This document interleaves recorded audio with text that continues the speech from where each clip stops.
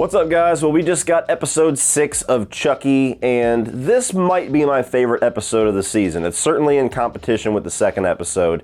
The highs of this episode, I definitely think, were the best highs that I've had all season long thus far. There's a couple things that happened in the story that has me scratching my head a bit, has me wondering why they did that, if there's going to be some reason for it in the last 2 episodes, and we won't know until we get there. So we'll speculate on that a little bit tonight. We'll talk more about it on our live stream tomorrow, but nonetheless, let's talk about episode 6, titled Cape Queer. And right from the beginning of this episode, it gave the best opening of any of the episodes thus far, where you finally get the return of Andy Barkley and his foster sister Kyle, and they are posing as these census takers. They walk into this house and they're asking questions to this family, and Andy keeps like trying to get to the point to where he's like, hey, any accidents lately? Any weird things going on? And Kyle keeps trying to like diverge, like, oh yeah, we just ask questions. So anyway, like, you know, what's the age of everybody in the house? And Andy keeps diverting back. Any dolls? Any new dolls in the house? That was a fun little back and forth thing where they keep like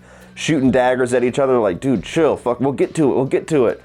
And then when they bring the Chucky doll out, and it's the one with the melted fingers from Cult of Chucky, and they lock eyes for that moment, and he turns into the animatronic Chucky, that was just a badass sequence. They pull out like the Pulp Fiction thing, or even the Boondock Saints type look, and just gun this fucking Chucky to the ground with like 19 rounds.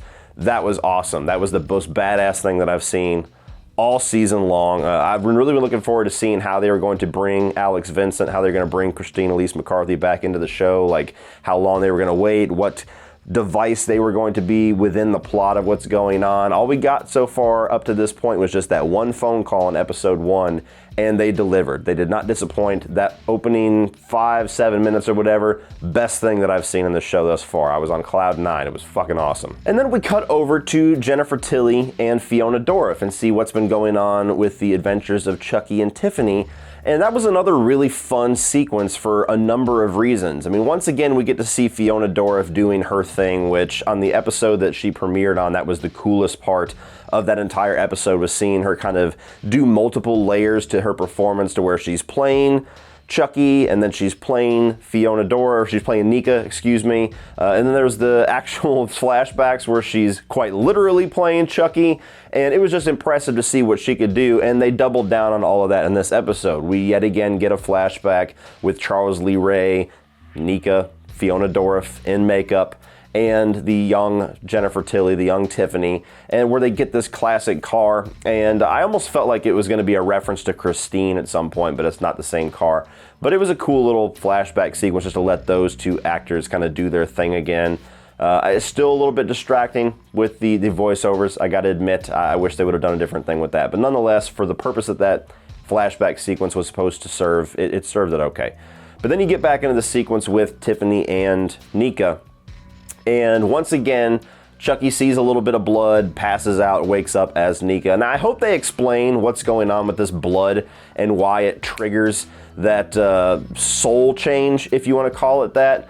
Because obviously the doll doesn't have a soul before he goes into it, but Chucky never has a problem with blood ever. So I'm just curious what that visual trigger is going to be, if they're going to give any kind of explanation to that, or if it's just going to be, hey, blood sets him off, which is kind of fucked up, because if he's a serial killer, that's going to set him off quite a bit. But once again, you get to see Fiona Dourif switch from Charles Lee Ray over to Nica, and then we get the added benefit of part of this episode where Nica is trying to play Charles Lee Ray. So this ultimate meta mindfuck thing going on where Fiona Dourif is playing Nica, trying to play Charles Lee Ray.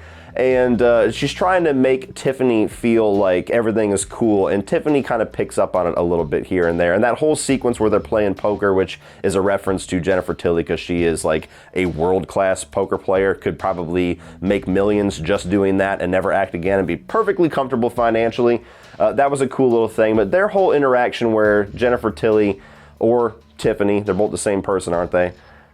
Trying to say basically that she likes Nica more than Chucky, which is funny because you always feel like that love-hate relationship between Tiffany and Chucky. So that whole sequence, pretty awesome. You know, it was pretty funny to watch those two actresses kind of go back and forth in many different ways. So I'm very curious where their relationship is going to be going for the rest of this show. Like, what exactly is Tiffany's plan with Nica? Very curious about that. And we got the reveal last week about the cancer diagnosis in Rowan. I still don't know her character's name, so she's just going to be Rowan.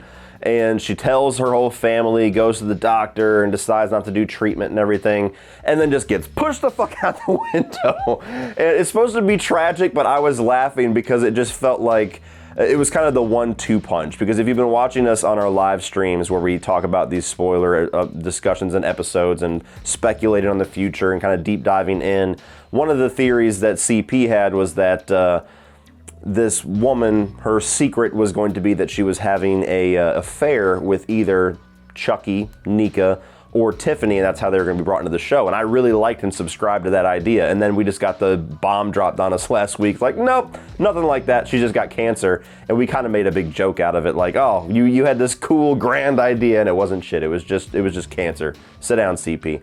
And then this week, they just pushed her out the fucking window. So I messaged CP during it. I was just like, well, there goes that subplot. Ultimately, all leading to this little siege, this little Home Alone Cape Fear, hence the title Cape Queer, kind of standoff with Chucky, where they're setting these traps with fishing line and this doll and shutting all the shutters and like visual cues to the old Scorsese movie. And I like that whole sequence where they're all working together and they're making a stand. They're waiting for Chucky. Like, they don't even want the alarms on to bring the police. They're like, nah, fuck it. If we die, we die. We're just going to take this bitch out tonight. That was a cool sequence. And I am really buying into these three being friends now.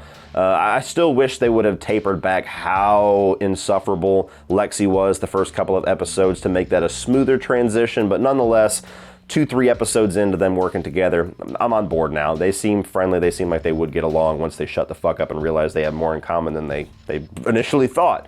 So I like that whole sequence.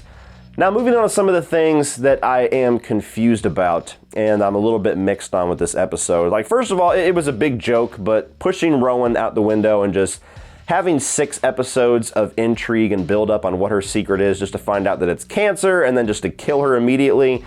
I don't know about that. That kind of felt like a lot of wasted screen time just to kill a character when she could have just been going to a therapist just for whatever reason, or could have been going to the doctor. It doesn't matter. Just a regular old day, and she gets pushed out the window. You would have been at the same end result.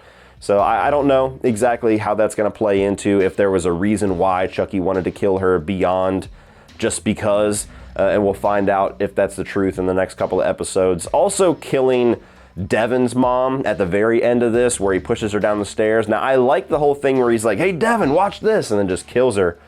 But again, that kind of feels like a subplot, a potential subplot that was just kind of tossed away. Like, we could just tossed away Rowan, now we're tossing away the only cop in the fucking town, apparently, to where you have this whole thing all season long where she thinks that it's Jake very strongly, then starts to doubt herself, and her son is very adamant about his innocence. And this episode, she finally kind of bought into that finally and said, all right, you could invite Jake over, and they have this nice little moment as mother and son. But then they just kill her. And again, if there's some kind of a reason why Chucky and Tiffany are kind of like taking on the adults in this town, if there's some weird backstory that we don't know about yet, then this will go away. This will make perfect sense. But killing 2 of the parents in this episode just randomly, just quick like that, I don't know. It just feels like a lot of the time that we've built up these characters the past 6 episodes kind of amounted to nothing to a certain degree. And I also didn't understand the whole exchange where Chucky he cornered Lexi, had her dead to rights, and then sits there and talks yet again. Once again, he's got her all to himself and just wastes the moment to where he's like, hey, I'll let you live if you kill Jake. And it's like, well, dude, you haven't needed anybody's help this entire time. Why do you need her to kill Jake? You could probably kill all 3 of these kids in this house right now with ease and get away with it scot-free. Like, it just, again, something that could be explained in an episode or in 2 episodes, but I just don't understand how this episode ended. I didn't understand that exchange at all. Why he would stand there and try to convince her to kill Jake. Why didn't he just kill her and then kill Jake? Who knows? We'll find out. But nonetheless, I really enjoyed this episode. I liked all of the different subplots going on with the different groups where you got Andy and you got Kyle, you got Tiffany and Nica, and then you have the kids. I think they're all going to come to a really nice conclusion in the last 2 episodes when we finally get everybody on the scene together. I'm very curious of what reveals are going to be coming about why the hell Chucky's in this town in the first place, and if it does play into those 2 parents' deaths. But nonetheless, I was very happy with this episode. It might be my favorite episode of the season, and I'm debating maybe at the end of this season I'll do a ranking of all 8 of the episodes, and we'll talk about that a little bit more. But I really did enjoy this one. So what do you guys think of episode 6, Cape Queer? Did you enjoy this one? Did you have problems with it? Did you like the introduction of Andy and Kyle? Did you like where things are going with Tiffany and Nica? Do you like where the kids are going, or do you have an issue with any or all of those plots going on?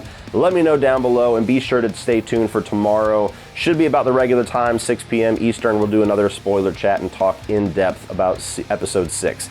So be sure to like and share this video. Hit that subscribe button if you are a fan of this show so you catch all of the coverage all the way to the end of the season. And as always, guys, thank you for watching. And remember, opinions are like assholes, but that doesn't mean that you have to be.